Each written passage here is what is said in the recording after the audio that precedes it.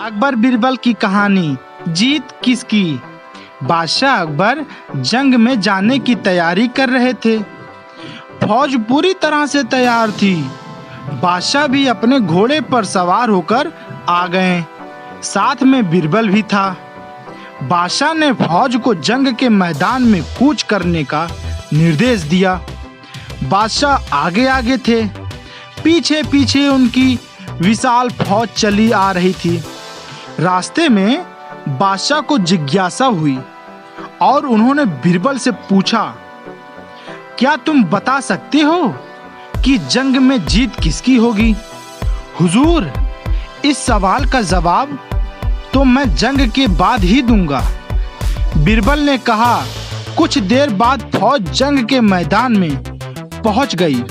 वहां पहुंचकर बीरबल ने कहा, हुजूर, अब मैं आपके सवाल का जवाब देता हूं और जवाब यह है कि जीत आपकी ही होगी।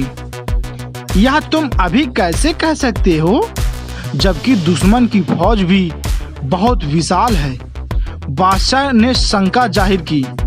हुजूर, दुश्मन हाथी पर सवार है और हाथी तो सूंड से मिट्टी अपने ऊपर ही फैलाता है तथा अपनी ही मस्ती में रहता है, जबकि आप घोड़े पर सवार हैं और घोड़े को तो गाजी मर्द कहा जाता है।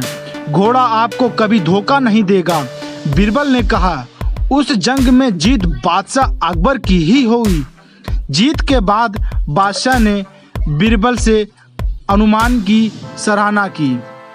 इस कहानी से यह शिक्षा मिलती है दोस्तों, अधिकांश युद्ध बुद्धि, कौशल, फौज की मारक क्षमता और सेनापतियों की सूझबूझ से ही जीते गए हैं।